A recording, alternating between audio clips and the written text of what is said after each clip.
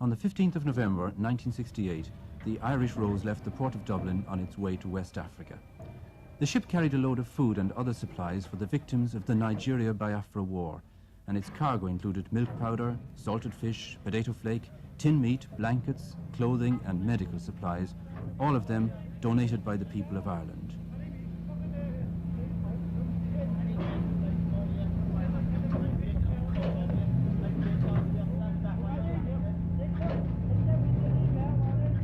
The Irish Rose was the third shipload of supplies sent out of Ireland in the last few months through the agency of the joint Biafra-Famine appeal. The Irish contribution has been a part, and a very important part, of the stream of goods and money that have been channeled into Biafra through the nightly airlift. It's no exaggeration to say that during the past 6 months, these night flights to Uli and the ships that provisioned them have kept a whole people alive.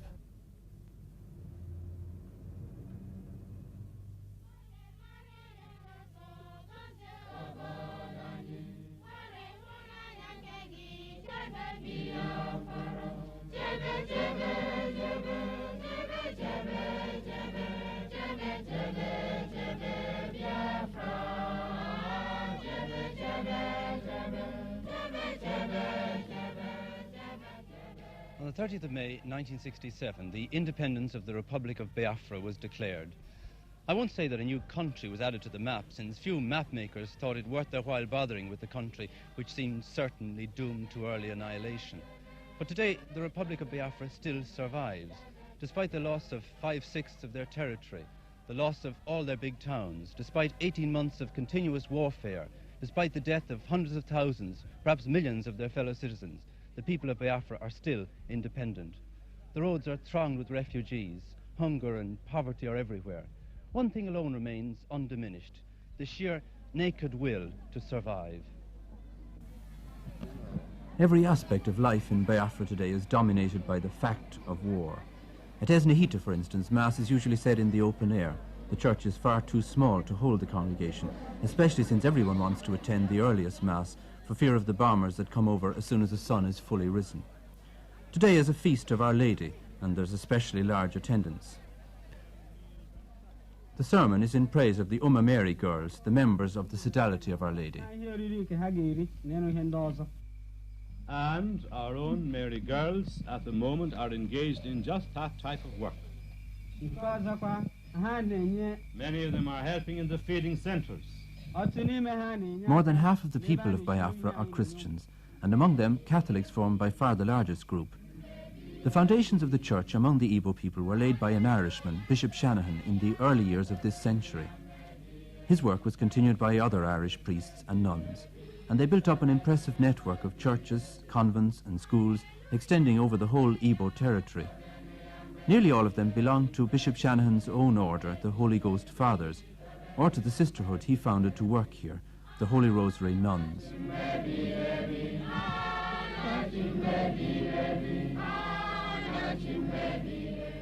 The outbreak of the war brought many problems for the missionaries. As the federal Nigerian troops advanced, the Igbo people fled in front of them, and the priests and nuns who had worked with the Igbos moved with them. Some of these displaced missionaries have since returned home, but enough have remained to ensure that all the missions and convents in Biafran-held territory are fully staffed. The emphasis of their work has changed greatly, however, and with all their schools and colleges closed, they find that most of their time is spent in bringing relief to the sick and hungry among their people.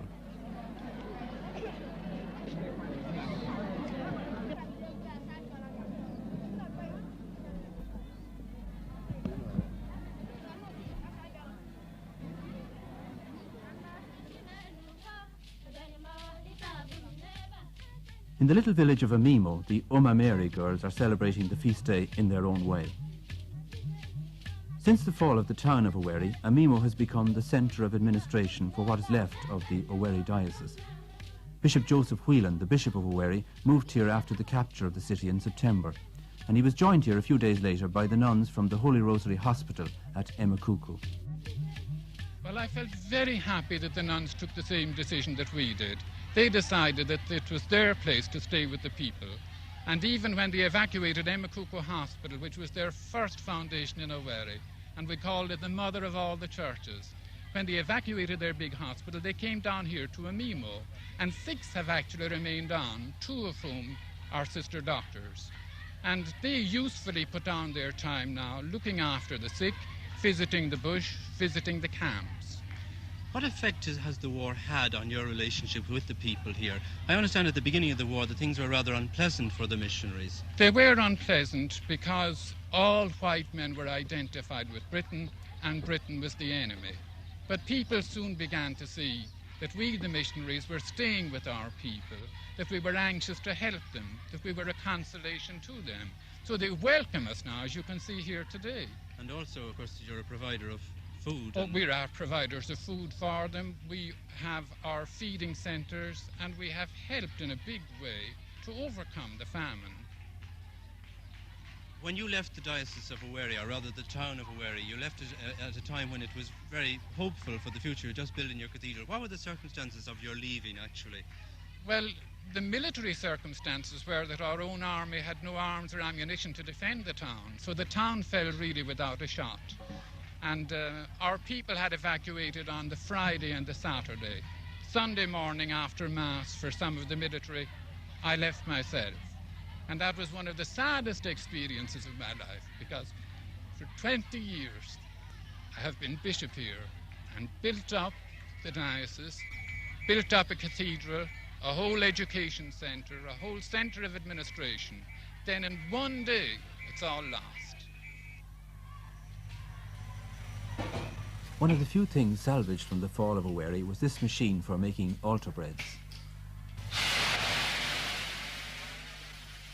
The machinery was imported from Italy just before the war began and has been in continual use ever since.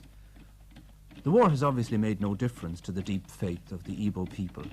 Working at full capacity, these girls can produce 250,000 communion hosts every month. But even at that, they only barely manage to keep pace with the needs of the Owerri diocese, and the other 4 dioceses in Biafra have to provide their own supply.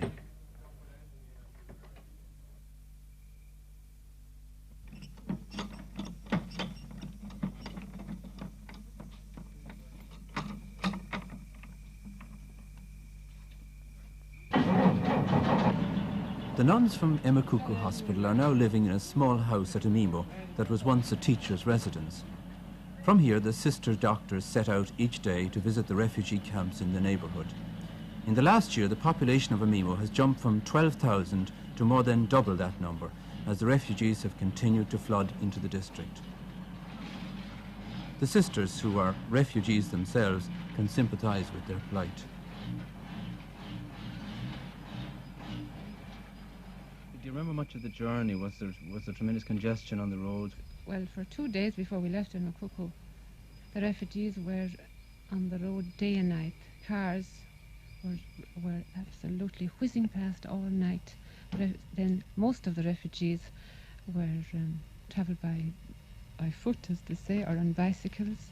And it was usually a man wheeling the bicycle and a baby on the back, or the mother on the back with a baby on her lap and a baby on her back. And then another baby on the handlebars, and they usually had a goat or 2 attached to the back of the bicycle.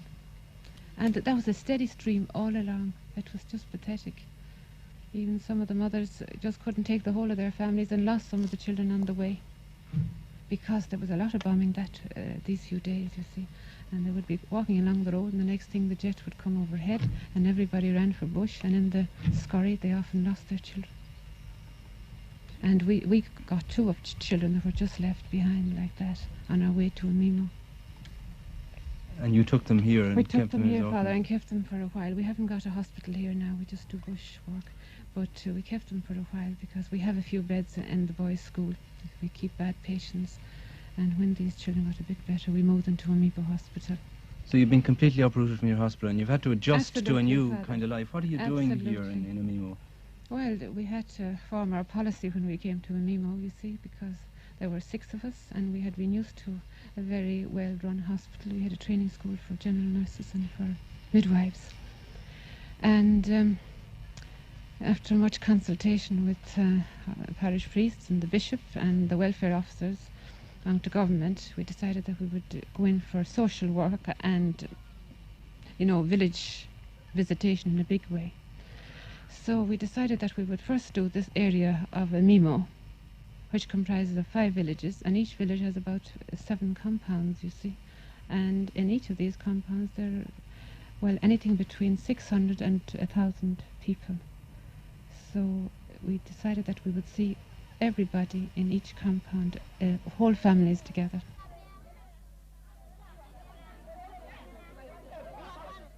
The refugee camp at Ugiri is only about 4 miles from Amimo, but this is the first time that they've had a visit from a doctor. Understandably, it's not too easy to keep them in an orderly line as they await their turn to be examined. These two have one. These two diarrhea. These two cough. This one has cough and diarrhea also. This one, the skin is... It may take several days, but Sister Doctor intends to examine every man, woman and child in the camp, taking them in family groups. She's not feeding. No, but we'll arrange for her to feed in the centre.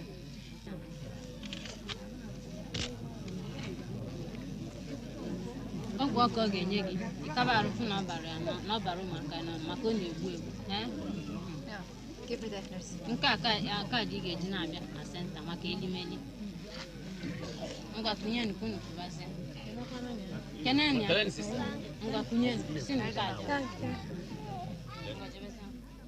There are nearly 1,000 refugees in the camp, and there's hardly one that's not in need of medical attention.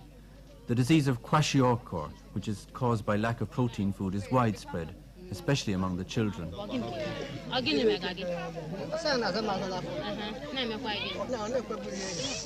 Sister has swelling of the abdomen and loss of appetite and heaviness of the legs.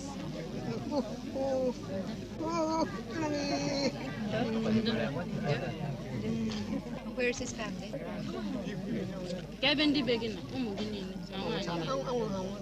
Sister, they have all died. Yes, sister. His wife has died? Yes, sister. And the children. And the children? My wife. Sister, the children and the wife died from kwashiorkor. Oh, yeah, go on. Sister, This man is the sole survivor of his family. His wife and children have all died from kwashiorkor, and he himself has the distended stomach and swollen legs that are a sign of the disease. Medicine by itself is of no use to him. Unless he can be given the protein food that he lacks, he will certainly die.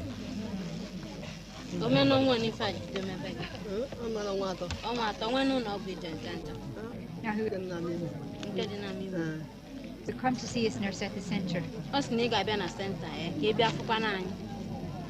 No, bring that down now to nurse. The refugees in this camp are from the Port Harcourt area, and somehow it adds an extra dimension of pathos to the scene when one learns that many of them are professional people, teachers, bank officials, civil servants. In Port Harcourt they had comfortable homes, cars, fridges, television sets. Here at Ugiri, even the barest essentials of food, clothing and shelter are lacking.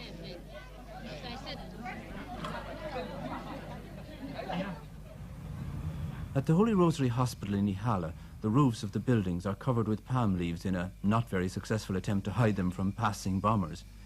But at least the buildings are still standing and the hospital still functions. All day long, the lorries roll up to the hospital entrance filled with new patients, wounded soldiers from the battlefield and civilian victims of the bombing and shelling. There are no ambulances and the wounded are laid on the bare floorboards. To save precious petrol, the lorry waits until it's full before making the journey to the hospital. The long delay and the journey over rough bush roads does nothing to improve the condition of the wounded. The doctors, who are all Biafrans, work wonders under impossible conditions. There's a shortage of food, medicine and equipment. The lights in the operating theatre fade up and down when the generator runs short of fuel, and the surgical instruments are sterilized in a pot over an open fire. Yet on one night recently, 120 operations were performed in the hospital, many of them involving amputations of limbs and other major surgery.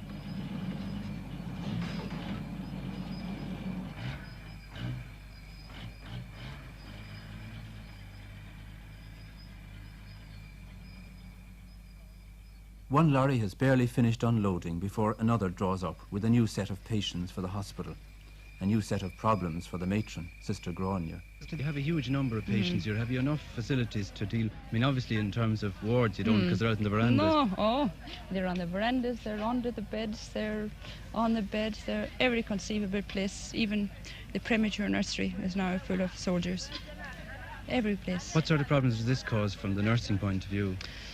Well, it's very difficult. If you have overcrowding, it's very difficult to nurse the patients properly. I mean, for instance, doing dressings on patients under beds is very difficult. And I mean, if you have many of those, the nurses' backs are ready to break by the time they come to the end of them. And it is difficult. And they seem to be a very brave fellows. The patients themselves, or even they are. They're very, very. I mean, they seldom complain. The only ones who complain are those who are getting better. When they're really sick, they never complain. How are you managing to feed them? Well, really it's the Red Cross are responsible for that. The feeding, I must say, hasn't been all that very good. But how do you mean hasn't been all that good? Well, they haven't been able to get the thing. As you see, the season, the food that they eat most is yam, and the yam season has only come in recently. And before that, when the yams were scarce, everything, they couldn't get anything instead of it. But now when they have yam, it is better. But they only get fed once a day, 1 meal a day. But surely it's very hard for people to recover from sickness on that sort of diet. It is, but what we do is we give them free milk. We get free milk in from the Caritas and French Red Cross, and we give them milk as often as we can, and stockfish. Apart from these sort of problems of overcrowding, you have the problem of danger in terms of air raids. I see you have a lot of camouflaging around, and you have bunkers dug here for... Well, since the day we were bombed, I mean, everybody is more or less a bit on edge, and almost every day we have planes, enemy planes passing overhead. But the hospital itself actually was bombed. It was actually bombed. How did that happen? It happened, it was the 4th of September. It just happened one morning about 11 o'clock. Nobody was expecting anything. We heard all right that there was an enemy plane at us below, but we never suspected for a moment that we would be bombed. And about 11 o'clock, this MiG fighter just swept over the hospital, round 3 times and strafed, and it happened so quickly. It was all over before we realised just how much damage had been done. How much had been done? Were people killed actually? Oh, there were. I'd say up to about, in the marketplace, I'd say many were killed in the market. In the hospital, not so many, maybe up to about 15. But little children were killed. And was damage done to the wards and to the buildings? The children's ward was the worst. Children's ward got a rocket right through the roof. There was a mother and child killed in bed. And another child was killed in another ward. And another child was cut in half up behind the kitchen. What happened to the hospital after this? How did the people react? Were they unwilling to... Oh, that night, the morning time we had about 140 mothers and children. The night time there were 5. All had run to bush, just lifted the children, ran to bush. They were terrified. But then gradually they came in the morning and evening for feeding. They would come in for feeding and disappear again, get their medicines and go home. But now they're all back, things are back to normal.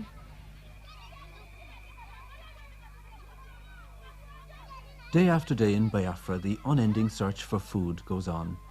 The village restaurants still display their grandiose names to the passers-by, but their prices have soared and their menus have shrunk almost to vanishing point. There's nothing to drink except palm wine, nothing to eat except some fruit and vegetables, and even to buy these you need a very well-filled purse.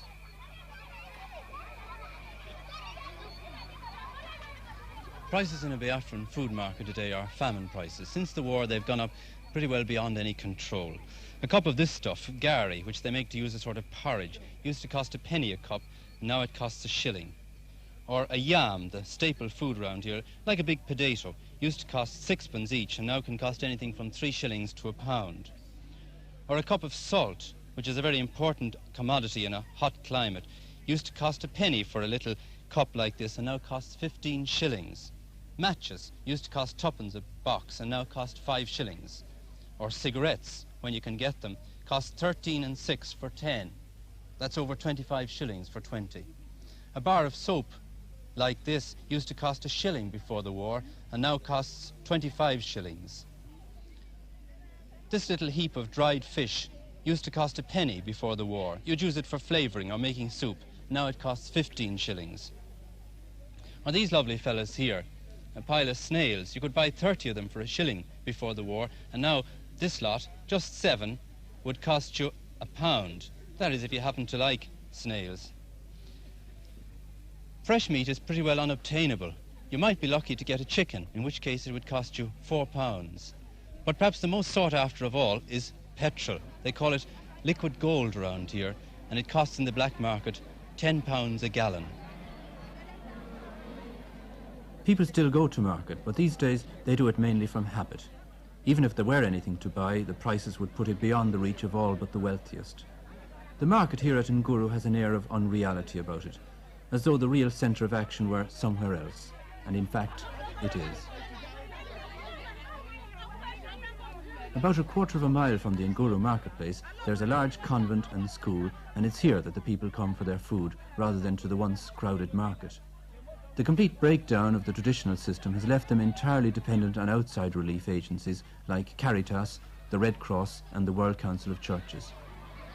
This food centre begins operating shortly after 6 each morning, and it has an average daily attendance of 3,000 women. This morning, each one is given a piece of stockfish to begin with. These dried, salted codfish are probably the most useful of all the relief foods. They are light and easy to handle, and they contain the vital protein that is lacking from the native food. The fish is followed by soup, made from vegetables bought locally.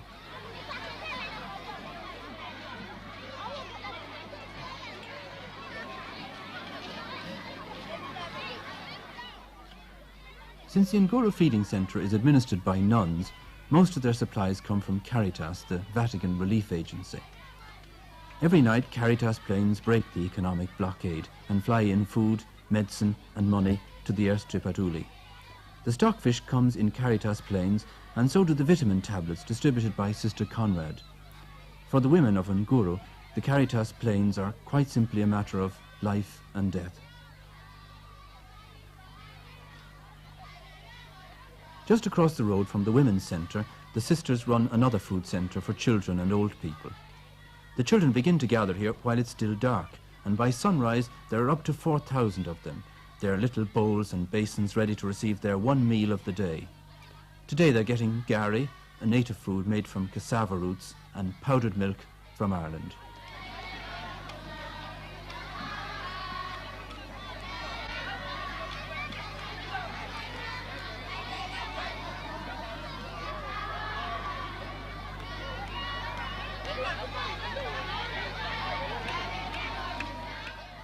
The children are supposed to form orderly lines and quietly await their turn to be served. But children are the same all over the world, and Mother Columba and her helpers are soon engulfed in a sea of bobbing brown heads. Order is not restored until it's been made quite clear to all concerned that the last scrap of gari has been scraped from the last bucket, and that there is simply no more to be had. By 9 o'clock, the children are leaving the compound, and on the road outside they meet the last of the women returning from the other feeding centre.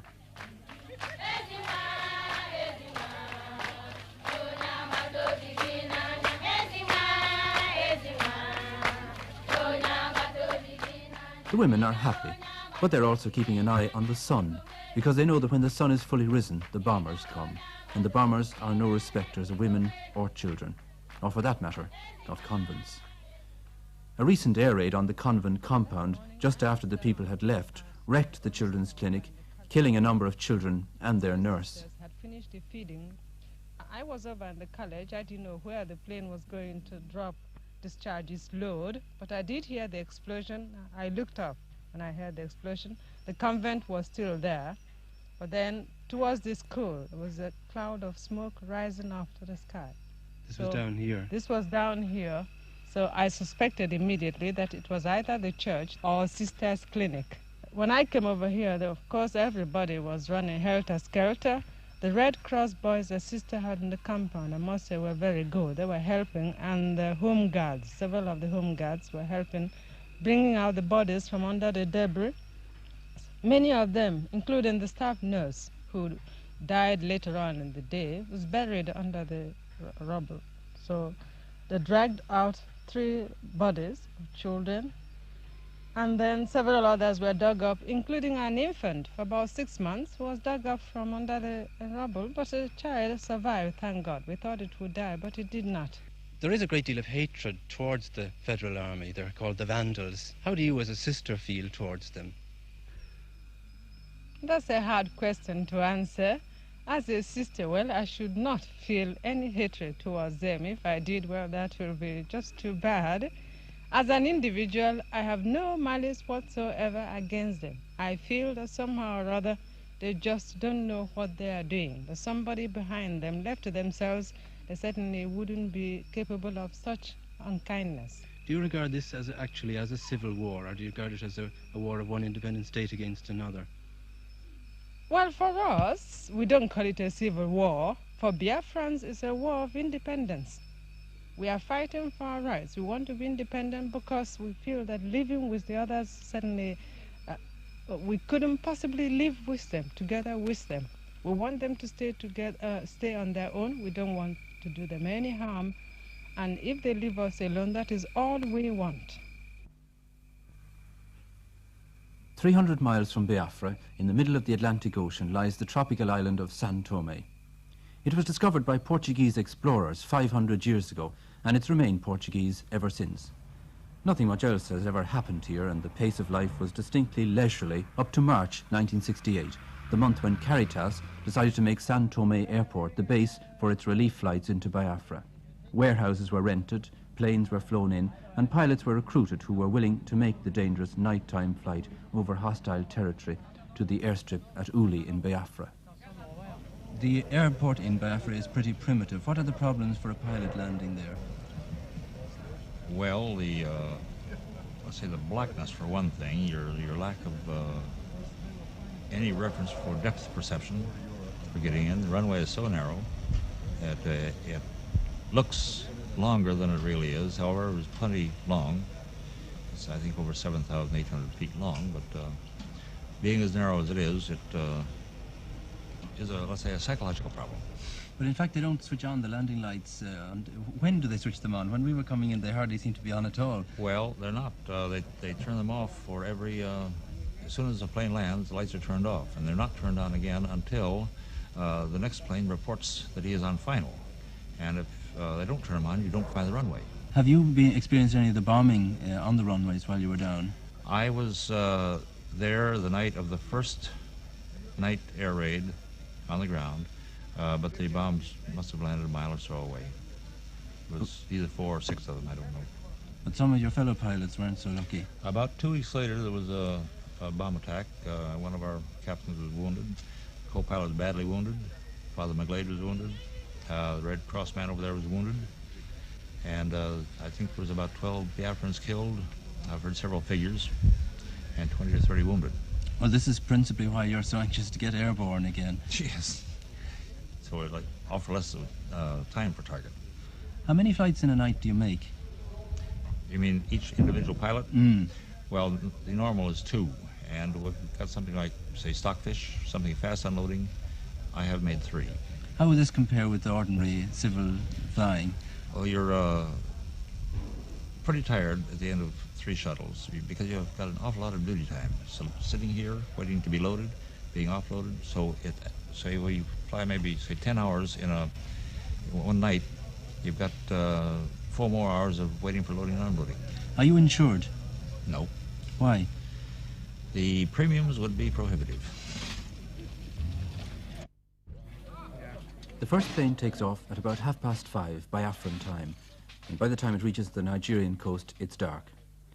The darkness poses problems for the pilot, but it also gives protection against the Nigerian anti-aircraft guns and fighter planes.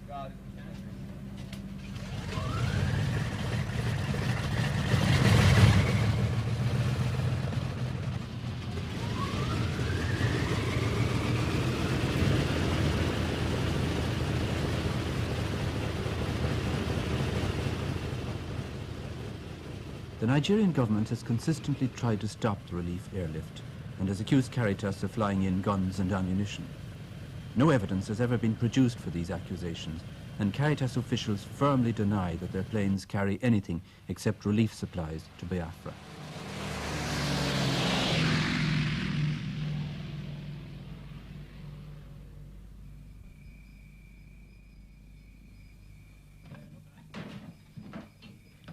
Inside Biafra, the supplies are transported to the Caritas distributing centre at Ihoma. A fleet of 26 heavy lorries are waiting here to bring them to the different camps and feeding centres. All the fuel for these lorries has also to be flown in, as well as tyres, batteries and other spare parts.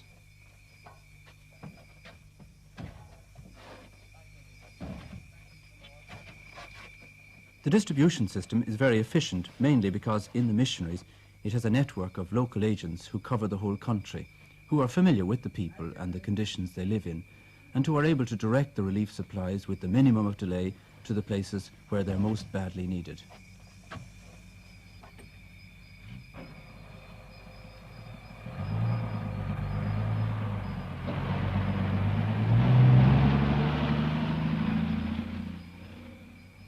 This is Mbutakaya, a small village on the southern zone of the Biafran war front. Mbutakaya has changed hands several times in the past few months. It's part of Biafra now, but the Federal Army is only about 3 miles away down that road, and there was continuous firing, shelling and machine gun fire last night for 4 hours, so its future is very much in the balance. Here in the Catholic Mission there are 1,560 registered refugees, families who have left their homes in Port Harcourt and in the towns around there in front of the advancing Federal Army. They depend for their livelihood on whatever food they can obtain locally and for the relief supplies which come in from the airstrip irregularly. It's in a place like Mbutakaya that one sees the effects of war at their grimmest. The 1,500 refugees who are staying in the school buildings have been living like hunted animals for the past 6 months. When the federal troops advance, they flee into the bush. When they retreat, days or weeks later, the people return again. No outside food has reached them for most of this period, and they've been living on what they could find in the bush: fruit, roots, leaves, and an occasional vegetable. Many have died, especially children and old people. Today, a small truckload of dried fish has come to the village. The first food to come here since the federal troops retreated a week ago. The ration is 1 dried fish for each family.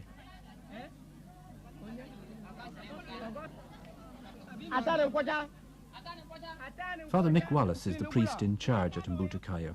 When he came back to his house this time, he found it stripped completely bare. Even the water tank, pierced by bullets, was empty.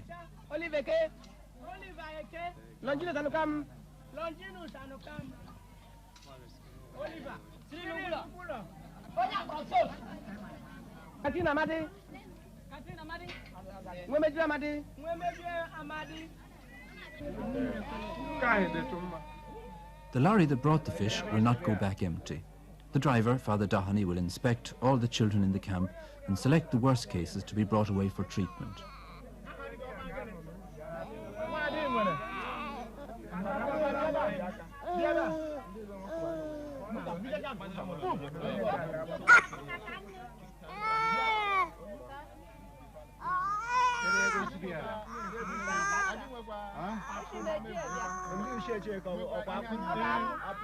Father Dahani makes his selection. The names are written down, and the parents, if they can be found, are asked for their consent.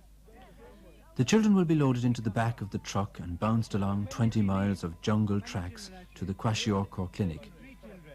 There won't be room for all of them at the clinic, and some will be sent abroad to Caritas camps in Sao Tome or Gabon or Ivory Coast. But first, each child's name is written on a piece of plaster and stuck on his forehead to avoid later confusion.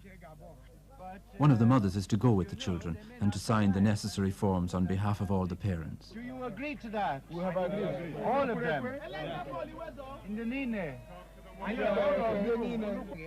You have 3 children of your own, but I want you to look after also these other children. You must know their names and know their mothers.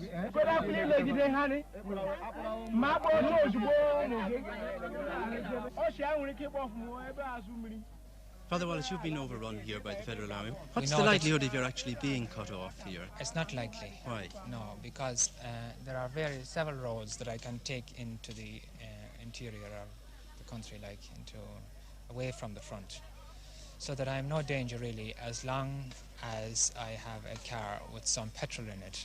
I only have a few personal things in the house. I have them, keep them in the suitcase all the time, so that if there is any danger, if the Federal Army should make a sudden burst in, I just put the things in the case, put them into the car, call the boy, and away. Not even bother locking the door. Have you had deaths from starvation down here, malnutrition? Oh, plenty, especially of older women, died in the marketplace out there.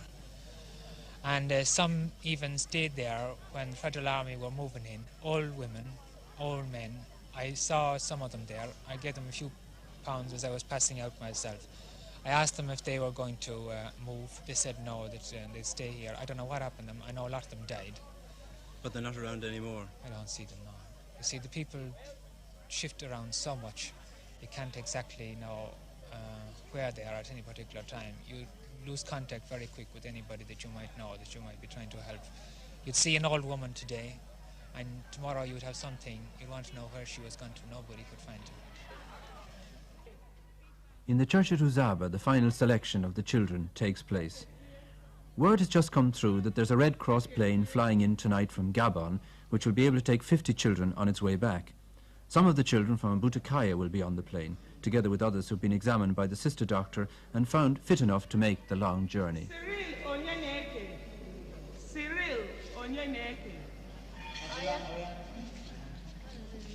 Peter Opara.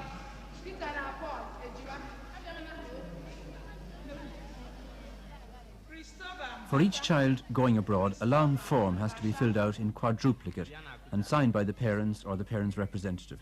If they can't write, their right thumbprint takes the place of a signature. What is her name? Bibiana Akota.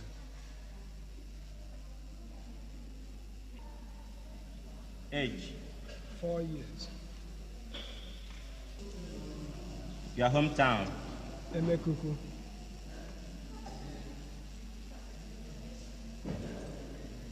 Village?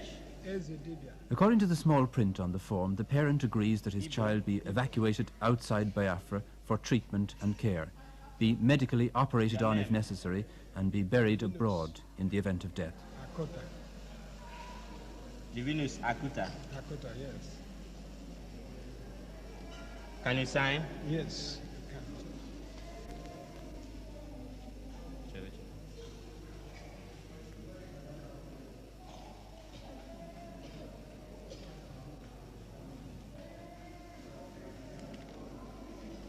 Thank you. When the formalities have been completed, the children are taken inside the altar rails and put sitting on the steps of the altar, an action which is not without a certain symbolic significance. Separated from their fathers and mothers, Bibiana and her companions are now the responsibility of Caritas. 84. Fine, good. Before they leave for the airstrip, each child is given a numbered medal for purposes of identification. Almost 3,000 children have so far been taken out of the country by Caritas, and it's necessary to keep accurate records of every one. For the purposes of the journey, Bibiana Akuta has become number 66. The chain is firmly fastened, and she'll not be able to remove it until she reaches her destination.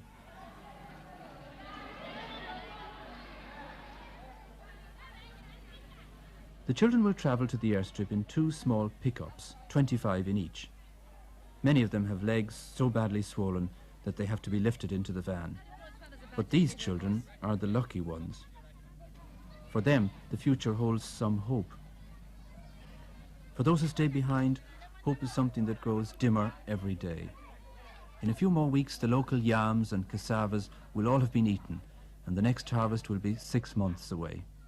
The supplies brought in by the relief planes will no longer be a supplement to the native food. They will be all the food there is. When that day comes, it will bring starvation more widespread and terrible than anything that has gone before.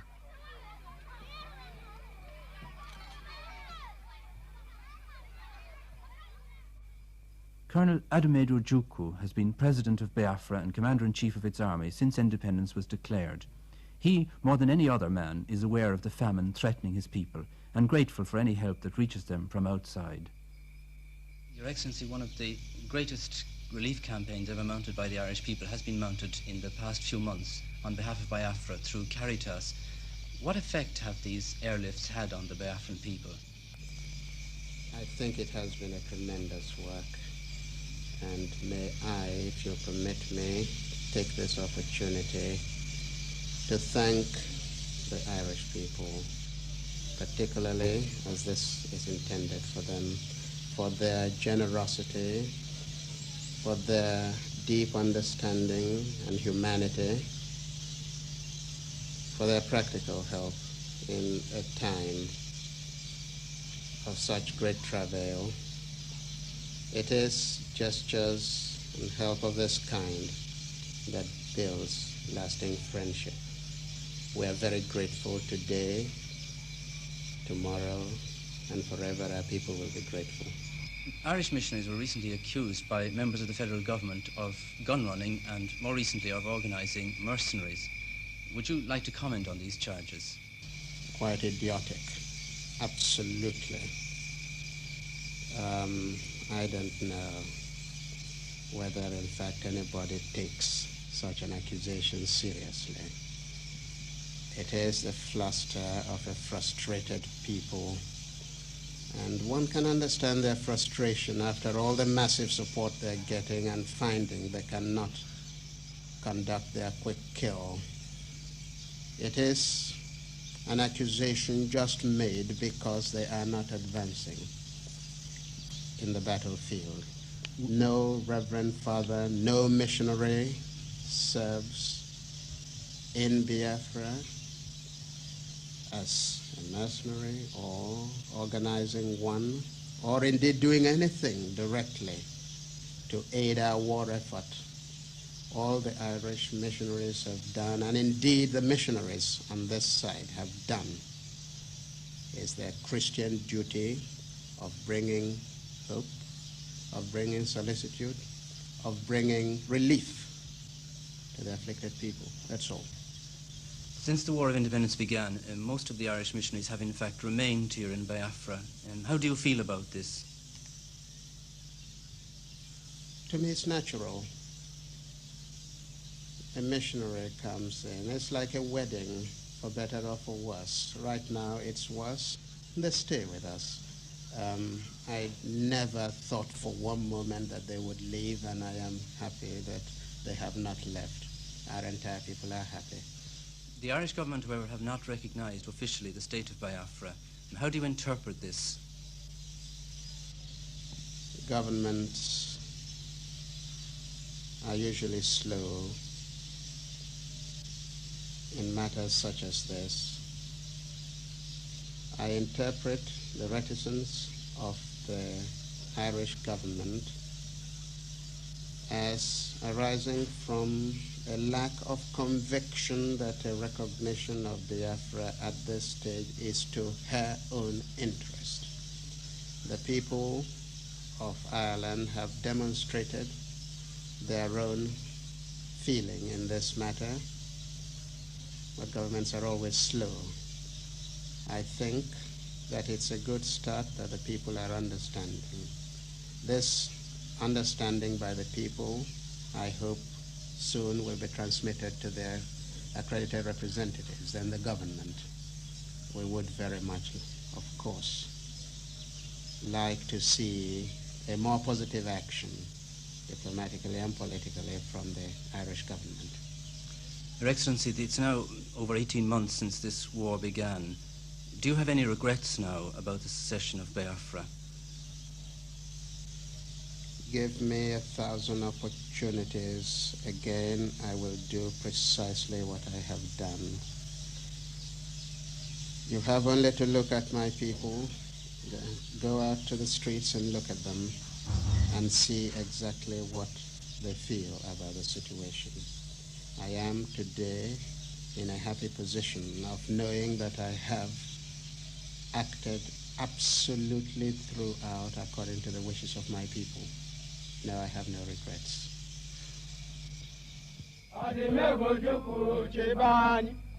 There can be no doubt that the people of Biafra are behind their leader.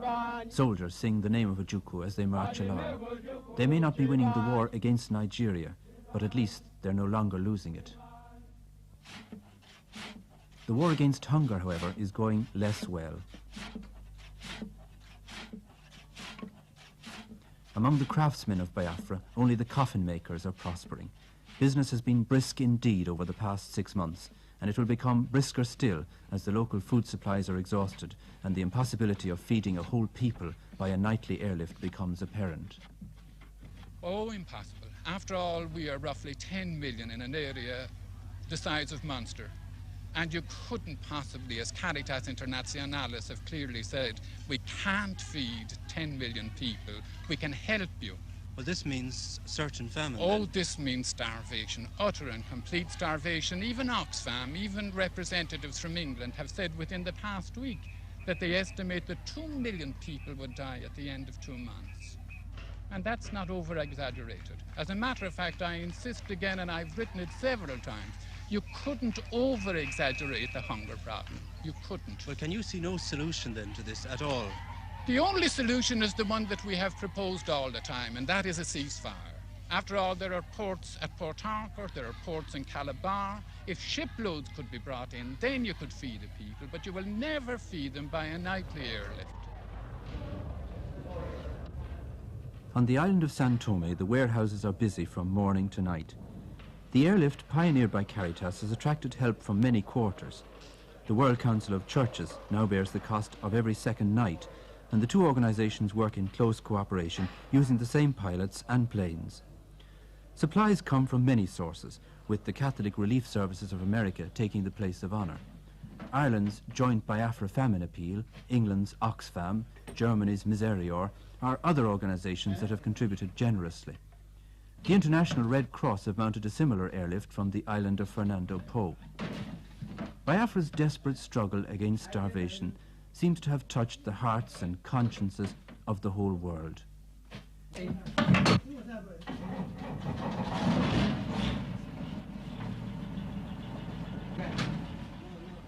It's an amazing achievement to have sprung from such modest beginnings, and no one is more surprised at it than the man who started it all, Father Tony Byrne, the priest who came to Africa to preach and baptize and ended up directing an airline instead.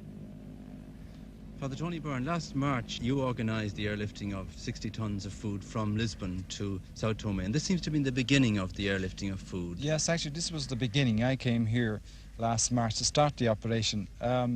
I didn't think at that time that it was possible for this operation to develop into the world's greatest relief operation. We had 60 tonnes come down here by boat, and later on we transported to Biafra. We thought then this was a wonderful achievement. But looking back on it now, since last March we have airlifted 850 tonnes of, 850 airlifts with about 10.5 tonnes on each plane. This business of the church actually buying planes, if you could charter planes, then why did you actually buy them? Well, you see, at that time, no company would come into this operation. They considered it as an extremely dangerous operation, so it is. But they were not at all interested. We had to buy planes in order to prove to these companies that it was worthwhile coming into this operation. Transair Sweden, Transavia, Fred Olsen, and all the other companies, some of the planes you see here, these have come into the operation after we had bought the planes. You mean simply financially worthwhile? Yes, financially worthwhile, and also, you know, then some people thought that Biafra was only it would only last a very short time, and therefore it wasn't worthwhile bringing planes down here. But in fact, it has been worthwhile for these people. How much does it cost to keep the planes running, actually? I mean, to have your own planes at $75,000 each was quite a purchase, yes. But to keep them running? Well, to charter one plane from here to Biafra cost me $2,900. And we have, as I say, chartered 850 so far, so the operation is extremely costly. But I think it's money well spent, because life is sacred. And we are serving not the government or the army, we are serving the ordinary civilian population, the women and the children who are starving and who are depending on our food. We believe that these children have a right to live. They have committed no crime. They know nothing about ideas like economic blockade, secession, or independence. All they know is that they are very, very hungry and they need food and need it urgently. And we feel that we have a moral obligation to keep these people alive. Since this airlift started, you've had 2 crashes, 4 pilots killed the other day. Have you any regrets that you started this enterprise? No, I think that some people must die to save 9 million people to live. And I think that in saving people to live, we must be ready to die. Captain McCormy, an English pilot, spoke to me a week ago, and he said, Father, even though the night raids at the airport in Biafra are very serious, we must continue to fly supplies to these starving people. And he said, I am prepared to lose my life in doing this work. Last Sunday, he lost his life, and I had to go to his wife and his young family, and to the wives of the other pilots, and tell them the sad news. This has been a big sorrow for us, and I hope and pray that we won't have this accident or any other accident again. It's night time at Sao Tome airport. The planes are beginning to arrive back from their first shuttle to Biafra. Lorries laden with milk powder are standing by, and as soon as the plane is stationary, the loading begins. A cargo like this, which can be loaded and offloaded in a matter of minutes, enables the same plane to make 3 round trips to Uli before dawn. It's been a very quiet night so far, with no bombing or anti-aircraft fire reported from Biafra. One plane failed to make radio contact at Uli and had to return without landing. Another burst a tire on landing and is on its way back to Sao Tome with only 3 wheels operational. But these are considered pretty minor problems on the Uli run. While the planes are reloading, their crews have a cup of coffee or a snack in the airport restaurant. They're often joined by wives and friends, drawn irresistibly by the excitement of the place. The other plane didn't come back. It's very late coming back. Yes, he ran into some puddle with his landing gear, and actually a tire burst, and they have to take a wheel off and bring it in on 3 wheels. It's a bit tough, isn't it? It's not very good. Yeah. The loading is finished. The tanks are refilled. The plane moves off into the darkness. All over Biafra, people are waiting, listening for the sound of the engines, the sound that brings terror by day, hope by night. In their hour of trial, they know that they have not been completely forgotten by the rest of the world. They know that men have died in order that they may live. Perhaps the one solution to their problems, a just and lasting peace, is nearer than it seems. In the meantime, for all its inadequacy, the night flight to Uli remains a beacon of light and hope in one of the darkest places of the world.